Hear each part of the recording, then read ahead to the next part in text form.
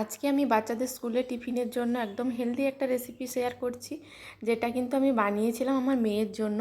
এটা কিন্তু আপনারা যে কোনো বয়সের বাচ্চাকেই দিতে পারেন, একদম হেলদি। আগের দিন রাত্রিতে ভিজিয়ে রেখেছিলাম। আমি নিয়েছিলাম 2 টেবিল চামচ মতো চাল আর 2 টেবিল চামচ নিয়েছিলাম মুগ ডাল। দুটোকেই ভালোভাবে ভিজিয়ে রেখেছিলাম। সকালে বেশ ভালো করে 2-3 বার ভালো জল পাল্টে ধুয়ে নিয়েছি। চাল আর ডালটা একটা মিক্সি জারের মধ্যে নিয়ে নিয়েছি। এর মধ্যে দিয়ে দিয়েছি ছোট 2টো আদার টুকরো। আপনারা চাইলে আদাটা স্কিপ করেও যেতে পারেন, যদি আপনাদের বাচ্চা খেতে পছন্দ না করে তাহলে কিন্তু আদাটা নাও দিতে পারেন। এখানে আমি কোনো রকম লঙ্কা ব্যবহার করব না, যেহেতু বাচ্চার টিফিনের জন্য বানাচ্ছি, তাই কিন্তু কোনো লঙ্কা দেব না। এটা পেস্ট বানিয়ে রেখে দিচ্ছি। এদিকে আমি কিন্তু একটা চাটনি বানিয়ে নিচ্ছি। কড়াইতে দিয়েছি অল্প একটু কালো সর্ষে।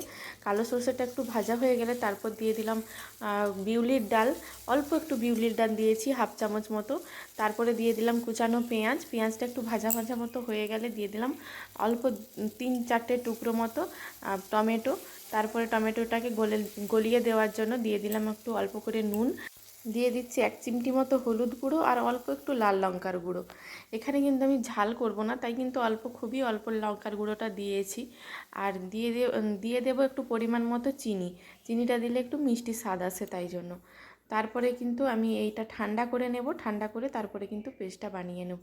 আর এদিকে দেখুন চাল আর ডালের কিন্তু পেস্টটা খুব ভালোভাবে তৈরি হয়ে গেছে। এটাকে আমি একটা বাটির মধ্যে নিয়ে নিচ্ছি। মানে এটা একটু পাতলা করেই করেছি, কারণ এটা দিয়ে আমি ধোসা বানাবো, তাই জন্য একটু পাতলা মতোই করে নিয়েছি। আবারও একটু মিক্সিটা ধুয়ে, মিক্সির জারটা ধুয়ে একটু জল দিয়ে দিলাম অল্প করে। দিয়ে বেশ ভালোভাবে গুলে নিতে হবে। দিয়ে দিচ্ছি পরিমাণ মতো লবণ। আর এখানে দিয়ে দিচ্ছি অল্প একটু হলুদের গুঁড়ো। একটু দিয়ে দিলাম বেকিং সোডা, 1 চিমটি মতো বেকিং সোডা দিয়েছি। একটু অল্প হলুদের গুঁড়ো দিয়েছি। এখানে কিন্তু আর কোনো কিছু দেব না। ব্যাটারটা খুব ভালোভাবে মিশিয়ে নিতে হবে, তারপরে তাহলে কিন্তু রেডি হয়ে যাবে। দেখুন একদম ব্যাটারটা কিন্তু স্মুথ হয়েছে। এদিকে তাওয়াটা গরম করতে বসিয়ে দিয়েছিলাম। অল্প একটু বাটার ব্রাশ করে দিয়েছি। তারপরে 1 হাতা মতো ব্যাটার নিয়ে এইভাবে ঘুরিয়ে ঘুরিয়ে ধোসার আকারে করে নিচ্ছি। খুব সহজেই কিন্তু এটা হয়ে যায়, আর খেতেও কিন্তু খুবই ভালো লাগে। যে চাটনিটা বানিয়েছিলাম, ওই চাটনিটা দিয়ে কিন্তু এই ধোসাটা খেতে অসাধারণ লেগেছিল।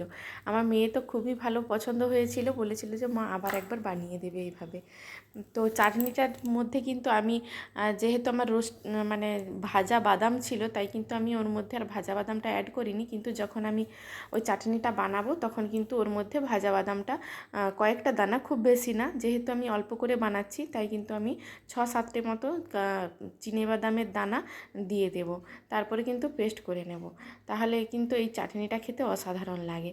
এইভাবে একবার এইরকম ধোসার সাথে কিন্তু চাটনি বাচ্চাদেরকে বানিয়ে দিতে পারেন, ওরা কিন্তু খুবই ভালোভাবে খাবে। তো একটু টাইম নিয়ে আমি ধোসাটা ভেজে নিয়েছি, যাতে একটু অনেকক্ষণ পরে খাবে, তো তাই একটু মুচমুচে করে ভেজে নিয়েছি। তো ঠান্ডা হলেও যাতে এটা খেতে খুবই ভালো লাগে, যেন না নেতিয়ে যায়, তাই একটু সময় নিয়ে এটাকে আমি ভেজে নিয়েছি। দুদিকটাকে উল্টে পাল্টে বেশ ভালো করে ভেজে নিয়েছি। একটা ভাজা আমার হয়ে গেছে, আবারও একটা দিয়ে দিলাম।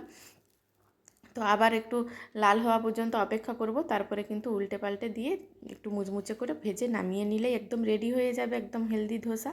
আর এদিকে কিন্তু দেখুন আমি এদিকে চাটনিটার পেস্টটাও বানিয়ে নিয়েছি।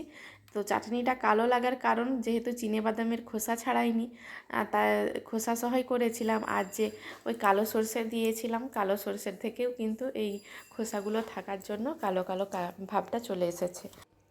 তো আমি অনেকক্ষণ পরে কিন্তু এটা বানাচ্ছিলাম, মানে বানিয়ে অনেকক্ষণ ঠান্ডাও হয়ে গেছে, একদম ঠান্ডা হয়ে গেছে।